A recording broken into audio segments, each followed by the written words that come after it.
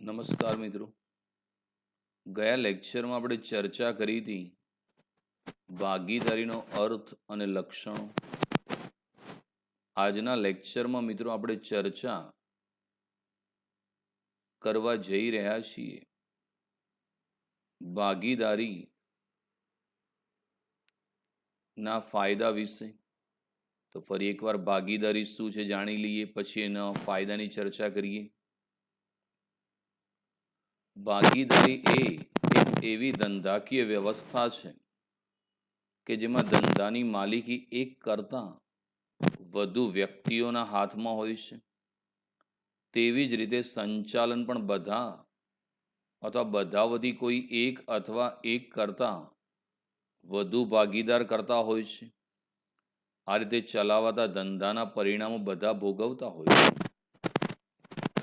1932ના ભારતીય ભાગીદારી કાયદા મુજબ ભાગીદારી એ એવી વ્યક્તિઓ વચ્ચેનો સંબંધ છે કે જેઓ બધા દ્વારા કે બધાવધી કોઈ એક દ્વારા ચલાવાતા ધંધાનો નફો વહેંચી લેવા સંમત થાય છે.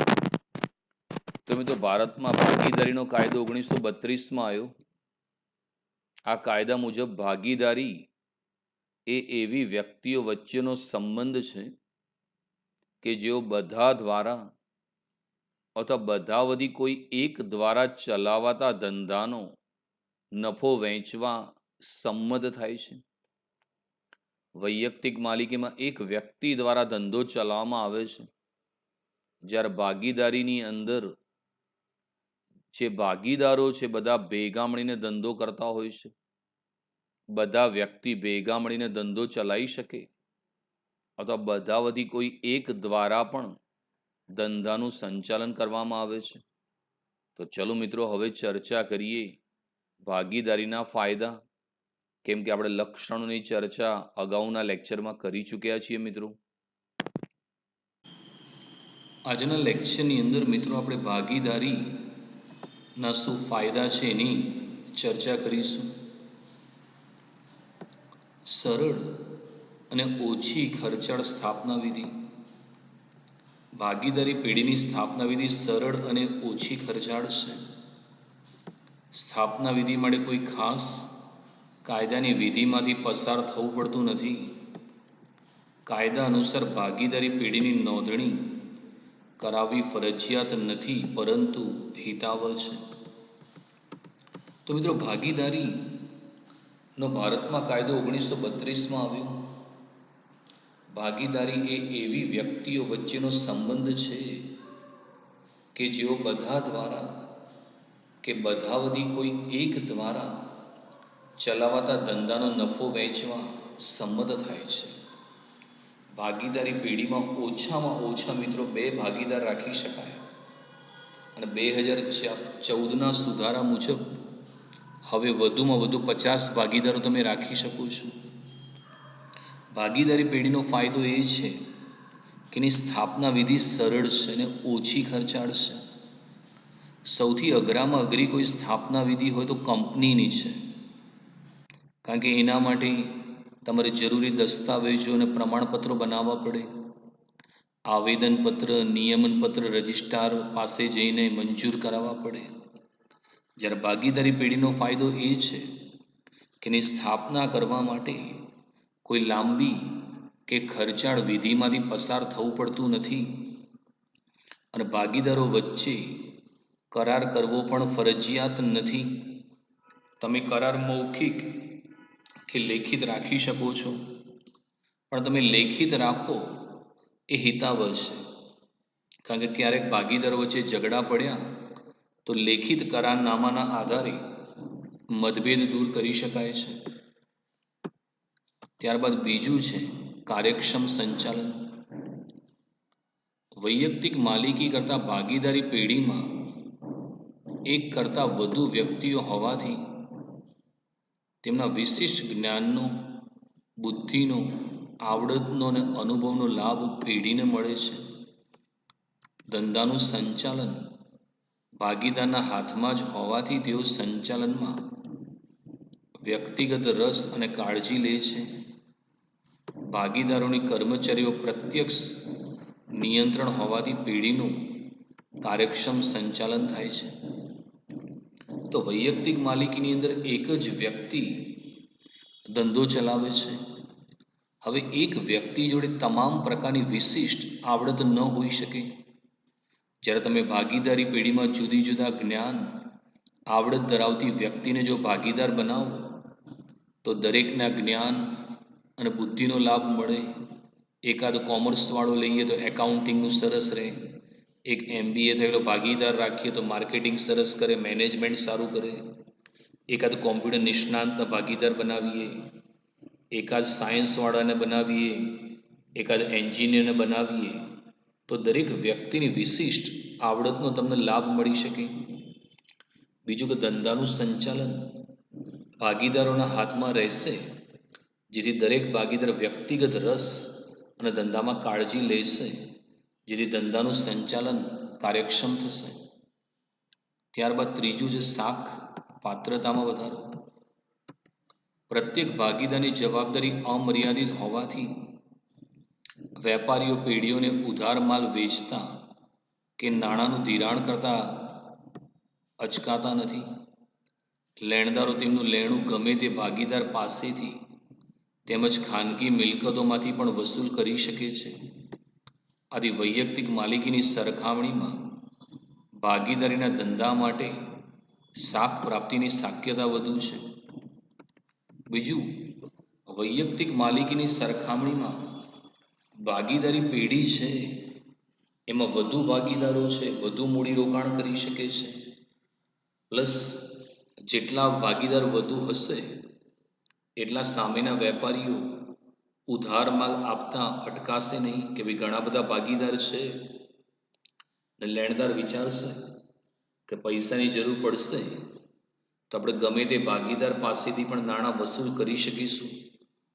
અને આમ બી વૈયક્તિક માલિકીની સરખામણીમાં ભાગીદારીનો જે ધંધો છે થોડો મોટો હોય છે અને ધંધામાંની શાખ પાત્રતા પણ વધુ જોવા મળે છે.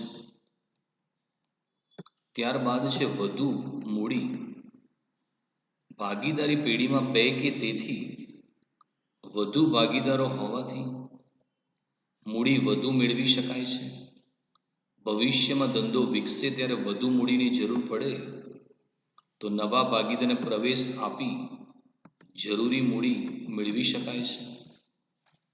તો ભાગીદારી પેઢીમાં હાલ વર્તમાનના નિયમ મુજબ તમે ઓછામાં ઓછા 2 અને વધુમાં વધુ 50 ભાગીદારો રાખી શકો. અને મિત્રો, તમે જેટલા ભાગીદારો રાખશો વધુ એટલી તમે ધંધામાં વધુ મૂડી લાવી શકશો. અને જેટલી મૂડી તમારી પાસે વધુ હશે એટલું જ ધંધાનું ભવિષ્યમાં પણ વધુ વિકાસ થશે. અને હજુ પણ જો વધુ મૂડીની જરૂર પડે તો 1-2 નવા ભાગીદાર લઈ શકાય. તમે 10 ભાગીદાર હો ને 11, 12, 13 એમ તમે નવા લઈ લો તો જેટલા ભાગીદાર નવા આવશે એટલી નવી મૂડી પણ ધંધામાં મેળવી શકાશે, જેથી ધંધાનો વિકાસ અને વિસ્તરણ સરળ બનશે. ત્યારબાદ છે શ્રમ વિભાજનનો લાભ. પેઢીના જુદા જુદા ભાગીદારોની કુશળતા તેમજ તેમની શક્તિઓનો લાભ મેળવી શકાય છે. દરેક ભાગીદારને તેમની શક્તિ અને આવડતના પ્રમાણમાં કામ સોંપીને શ્રમ વિભાજનનો લાભ મેળવી શકાય છે. શ્રમ વિભાજનનો મતલબ એ થયો કે જે વ્યક્તિ જે કાર્યમાં નિષ્ણાંત હોય એને જ એ કાર્ય સોંપવામાં આવે. હવે તમારી પાસે જુદા જુદા પ્રકારના ભાગીદારો હોય, એની જો જુદા જુદા પ્રકારની આવડત હોય તો જેની જે આવડત હોય એ મુજબ કામની સોંપણી કરી દેવાની. કોઈ ભાગીદારને ખરીદીનું કામ આપવાનું, તો કોઈ ભાગીદારને વેચાણનું, તો કોઈ ભાગીદારને ઉઘરાણીનું કામકાજ આપવાનું, તો કોઈ ભાગીદારને હિસાબો રાખવાનું કામ, તો કોઈ ભાગીદારને માર્કેટિંગ કરવાનું કામ સોંપી દેવાનું. અને દરેક ભાગીદાર પાસે વિશિષ્ટ આવડત હોય અને જે આવડત છે એ મુજબ જ એને કામ સોંપવામાં આવે તો તમે શ્રમ વિભાજનનો લાભ મેળવી શકો છો. ત્યારબાદ છે યોગ્ય નિર્ણયો. ભાગીદારી પેઢીમાં કોઈ પણ બાબત અંગે નિર્ણય લેતા પહેલાં તેની ઉપર ચર્ચા વિચારણા થાય છે. દરેક ભાગીદારનું મંતવ્ય લેવાય છે. પછી જ ધંધાના હિતમાં સર્વસંમતિથી નિર્ણય લેવાય છે. નિર્ણય પ્રક્રિયામાં બધા જ ભાગીદારના જ્ઞાન અને અનુભવનો લાભ મળતો હોવાથી ભૂલ ભરેલા નિર્ણયોની શક્યતા ઓછી રહે છે.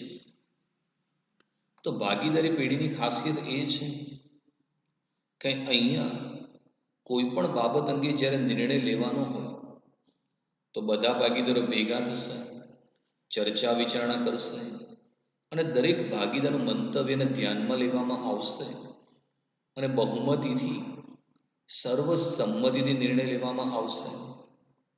વૈયક્તિક માલિકીમાં એક જ વ્યક્તિ હતો જે નિર્ણય લેતો હતો. કદાચ ઉતાવળમાં ખોટો નિર્ણય લે એવી પણ શક્યતા રહેલી છે. જ્યારે ભાગીદારી પેઢીમાં બધા જ ભાગીદાર પાસે વિશિષ્ટ જ્ઞાન અનુભવનો લાભ મળતો હોવાથી કદાચ કોઈ એક ભાગીદાર ખોટો નિર્ણય લેતો હોય તો બીજો ભાગીદારને અટકાવશે. માટે તમે ધંધામાં યોગ્ય નિર્ણયો લઈ શકો છો. ત્યારબાદ છે પરિવર્તનશીલતા. ભાગીદારી એ ઐચ્છિક કરાર છે. આ કરારમાં જરૂર મુજબ ફેરફાર કરી શકાય છે. બદલાતા સંજોગ મુજબ ભાગીદારી પેઢીના સંચાલનમાં અને તેના માળખામાં જરૂરી ફેરફારો સહેલાઈથી લાવી શકાય છે. તો ભાગીદારી ઐચ્છિક એટલે ઈચ્છા અનુસારનો કરાર છે. જ્યાં સુધી ભાગીદારીમાં તમે જોડાવવું હોય ત્યાં સુધી જોડાઈ શકો છો અને ઈચ્છા હોય ત્યારે ભાગીદારીમાં તમે છૂટા પણ થઈ શકો છો. સમય અને સંજોગો બદલાય અને કોઈ ભાગીદારની એવી ઈચ્છા હોય કે એને પેઢીમાંથી કામ નથી કરવું તો એ પોતાનો હિસ્સો લઈને છૂટો થઈ શકે છે. અથવા એમ લાગે કે ભાઈ પેઢીમાં નવા ભાગીદારની જરૂરિયાત છે તો તમે વર્તમાન ભાગીદારીમાં ફેરફાર કરીને નવા ભાગીદારને પેઢીમાં પ્રવેશ આપી શકો છો અને બદલાતા સમય સંજોગો મુજબ તમે ભાગીદારી પેઢીમાં જરૂરી ફેરફારો કરી શકો છો. ત્યારબાદ છે લઘુમતીના હિતોનું રક્ષણ. સામાન્ય રીતે ભાગીદારીમાં ધંધામાં કોઈ પણ કાર્ય બધા ભાગીદારની સંમતિથી થાય છે. પેઢીના નિર્ણયોમાં કોઈ પણ એક ભાગીદારની અસંમતિ હોય તો તે કાર્ય થઈ શકતું નથી. કોઈ પણ ભાગીદાર પેઢીના વિસર્જનની માગણી કરી શકે છે. આમ લઘુમતીના હિતોનું રક્ષણ થાય છે. તો ભાગીદારી પેઢીની ખાસિયત એ છે કે ભાગીદારી પેઢીની અંદર દરેકે દરેક કાર્ય દરેક ભાગીદારની સર્વસંમતિથી થાય છે. એટલે કોઈ પણ નિર્ણય લેવાનો છે, જો બધા જ ભાગીદારો હા કે તો જ એ નિર્ણય લઈ શકાય છે. માનો કે 10 ભાગીદાર છે, એમાંથી એક ભાગીદાર પણ અસંમતિ આપે કે ભાઈ મને મંજૂર નથી, તો તમે એ કાર્ય કરી શકતા નથી. કોઈ પણ ભાગીદારને એમ લાગે કે બાકીના ભાગીદારો એને અન્યાય કરે છે તો એ વિસર્જનની માગણી કરે, એ કહી દે કે ભાઈ તમે બરાબર કામ નથી કરતા, મારે પેઢીનું વિસર્જન કરવું છે, મારે છૂટા થઈ જવું છે, તો એવી માગણી એ ભાગીદાર કરી શકે છે. એટલે જેનો હિસ્સો નાનો હોય એને પણ રક્ષણ મળે છે. એટલે ભાગીદારી પેઢીનો આ ફાયદો છે કે જે લઘુમતી હિત છે, જેની મૂડી ઓછી છે, એના પણ હિતનું રક્ષણ કરવામાં આવે છે. ત્યારબાદ છે મિત્રો ગ્રાહકો સાથે સીધો સંબંધ. વૈયક્તિક માલિકીની જેમ ભાગીદારોમાં પણ ગ્રાહકો અને કર્મચારીઓ સાથે સીધા સંપર્કમાં આવી શકાતું હોવાથી તેમની જરૂરિયાત પ્રમાણે ફેરફાર કરી શકાય છે. તો અહીંયા ખાસિયત એ છે કે ભાગીદારી પેઢીની અંદર જો દરેકે દરેક ભાગીદાર સક્રિય હોય તો એ ગ્રાહકો સાથે, કર્મચારીઓ સાથે સીધા સંપર્કમાં આવશે અને ગ્રાહકની જે જરૂરિયાતો છે એ મુજબ ધંધામાં ફેરફાર કરી શકશે. જે કર્મચારીઓ છે એ કર્મચારીઓને સીધા સંપર્કમાં રહેશે કે ભાઈ કયો કર્મચારી કેવું કામ કરે છે, બરાબર કામ કરે છે કે નહીં, એ જાણી શકાશે. અને તમે ધંધાની નાનામાં નાની બાબતમાં એ લોકો રસ લેશે. ત્યારબાદ છે આર્થિક સત્તાનું વિકેન્દ્રીકરણ. ભાગીદારી પેઢીમાં બે અથવા બે કરતાં વધારે ભાગીદારો હોવાથી આર્થિક સત્તા બધા ભાગીદારો વચ્ચે વહેંચાઈ જાય છે. મિત્રો, વૈયક્તિક માલિકીની અંદર એક જ વ્યક્તિ પાસે સર્વ સત્તા હતી, જ્યારે ભાગીદારી પેઢીની અંદર ઓછામાં ઓછા બે અને વધુમાં વધુ 50 ભાગીદારો રાખી શકાશે. એટલે કે 10 ભાગીદાર તમે લીધા તો ધંધાની જે પણ સત્તા છે એ 10 ભાગીદારો વચ્ચે વહેંચાઈ જશે. એટલે કોઈ પણ ભાગીદાર એ સત્તાનો દુરુપયોગ નહીં કરી શકે. આર્થિક સત્તાનું વિકેન્દ્રીકરણ જોવા મળશે. આવકવેરાનો ઓછો બોજ. ભાગીદારી પેઢીનો દરેક ભાગીદારને ભાગીદારી કરાર મુજબ વહેંચાઈ જતો હોવાથી આવકવેરાનો બોજો ઓછો હોય છે. તો ભાગીદારી પેઢીનો ફાયદો એ થશે કે ભાગીદારી પેઢીમાં જે પણ નફો થયો એ દરેકે દરેક ભાગીદાર વચ્ચે વહેંચાઈ જશે. એટલે વ્યક્તિગત તમારા આવકવેરાનો બોજ ઓછો રહેશે. ઉદાહરણ આપું, વૈયક્તિક માલિકી હોય અને એક વ્યક્તિ ધંધો કરે અને એને 10 લાખ રૂપિયા નફો થાય તો એને 10 લાખ રૂપિયા પર આવકવેરો ભરવો પડશે.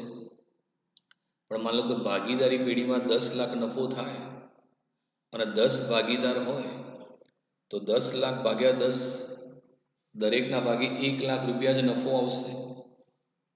અને ભારતમાં નિયમ છે કે નફો ઓછો તો આવકવેરાનો બોજો પણ ઓછો રહેશે.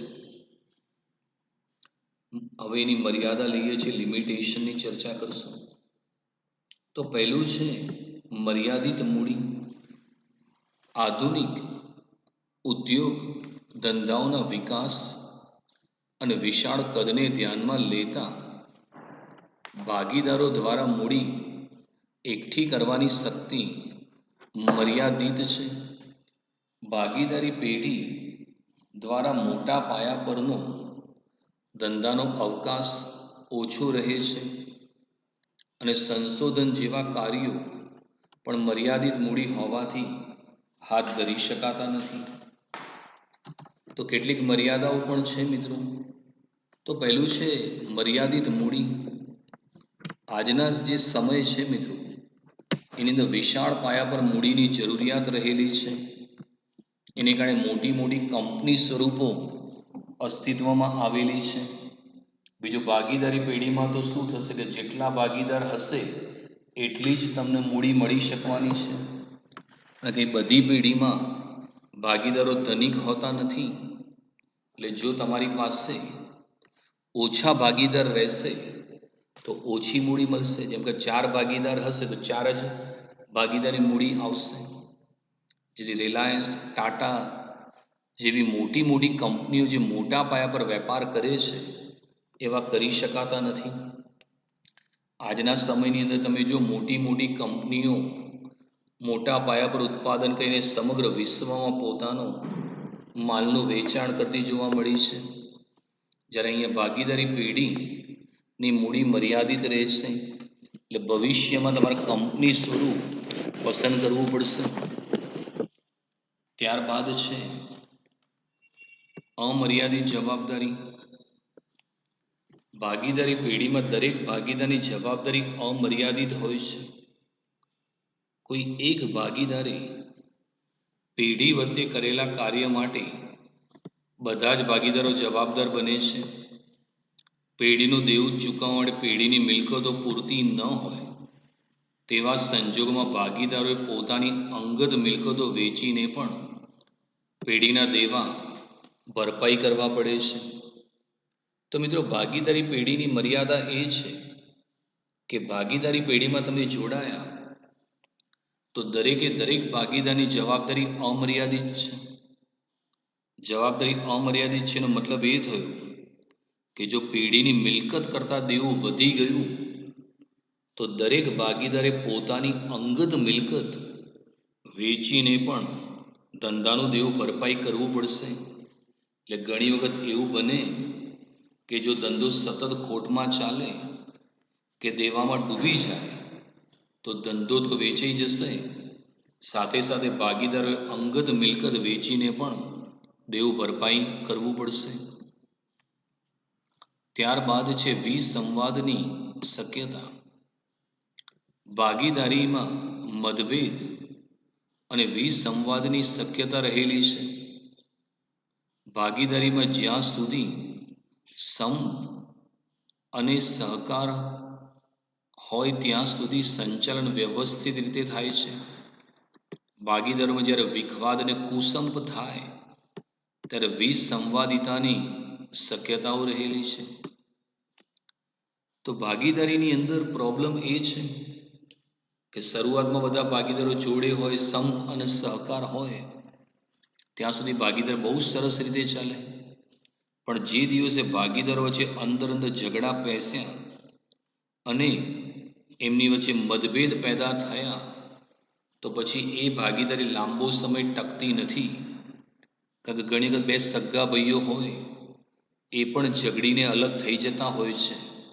તો એવામાં 4-5 ભાગીદાર હોય અને વચ્ચે જો પરસ્પર મતભેદ પેદા થાય તો એવા સંજોગોમાં વિસર્જન કરવાની શક્યતા પણ ઊભી થાય છે. ત્યારબાદ છે રહસ્યોની જાળવણીની મુશ્કેલી. ભાગીદારીમાં કોઈ પણ અગત્યનો ધંધાકીય નિર્ણય બધા જ ભાગીદારો સાથે ચર્ચા વિચારણા સિવાય લઈ શકાતો નથી.